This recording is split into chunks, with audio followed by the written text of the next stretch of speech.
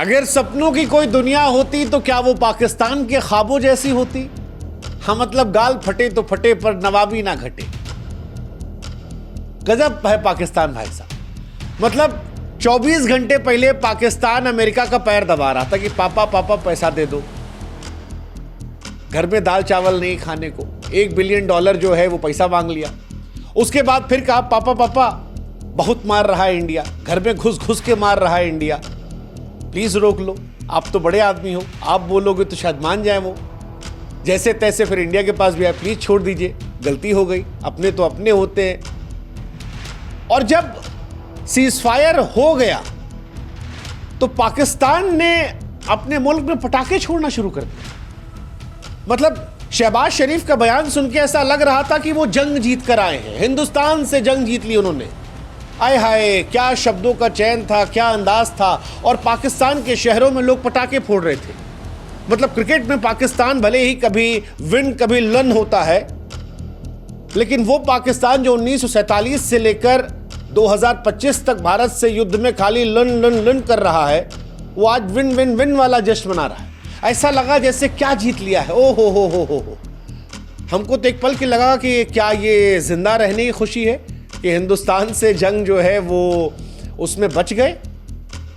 मतलब हार कर जीतने का एंजॉय करना, उफ, ये वाली कला जो है ये पाकिस्तान से आज हमने सीखा, जहां पर हकीकत को झूठ का झुंझुना थमाकर मौज लिया आता है।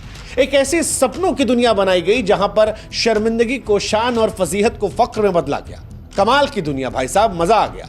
मतलब हकीकत और ख्वाब का फर्क जो है वो पाकिस्तान के अंदर मिट गया है और वो जीत के जश्न मनाए जा रहे हैं। अद्भुत है, अद्भुत है।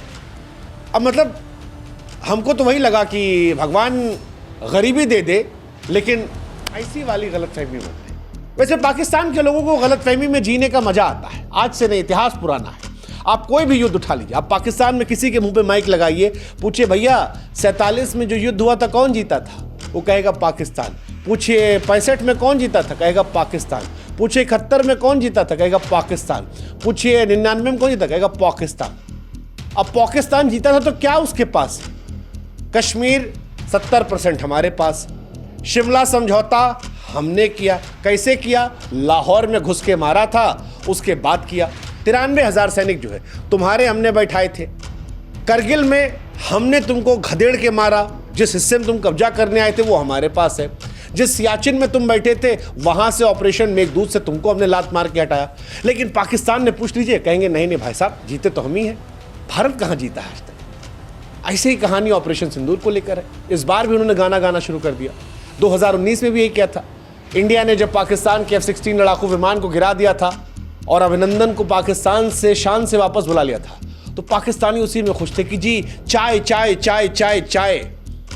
अरे किसी ने उनको बताया क्यों नहीं कि भाई तुम्हारी संसद में कहा गया था कि बाजवा साहब के पैर कांप रहे थे, इमरान साहब की जो है वो फट के फ्लावर हो गई थी और वो कह रहे थे अल्लाह के वास्ते छोड़ दो वरना हिंदुस्तान धुआं धुआं कर देगा। और पिछली बार जो धुआं धुआं नहीं किया था वो इस बार कर दिया, घर में घुस के मारा।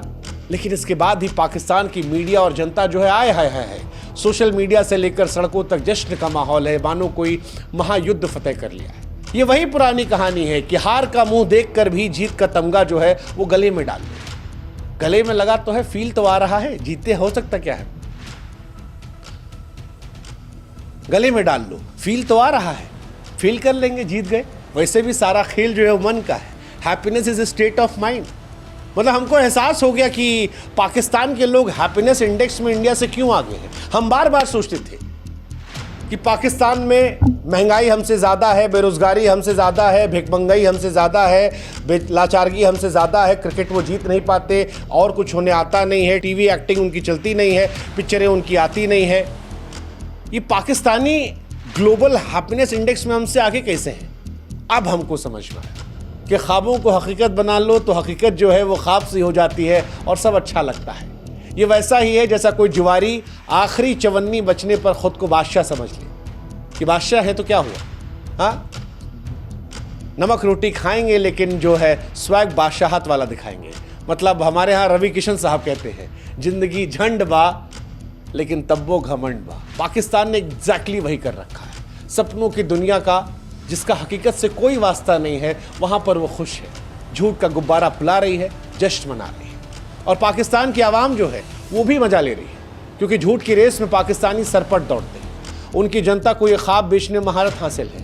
बड़ा मजा आ रहा है। जनता भी नहीं पूछ रही सरकार से कि भैया भारत में हमला हुआ था, वहाँ से प्लेन आया, वहाँ से आपके बम आए, मिसाइल आए, ड्रोन आए, आपकी एक मस्जिद को उड़ा दिया, जैशे मोहम्मद के 14 लोगों को उड़ा दिया, एक परिवार के।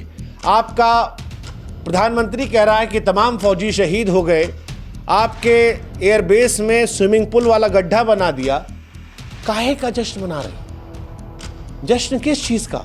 ट्विटर पे अभी एक दिन पहले भीख मांग रहे थे, $1 बिलियन मदद मिली है। पाकिस्तान का प्रधानमंत्री thank you thank you thank you कह रहा है दुनिया को कि थैंक यू, चीन thank you, Russia thank you, Donald साहब थैंक यू।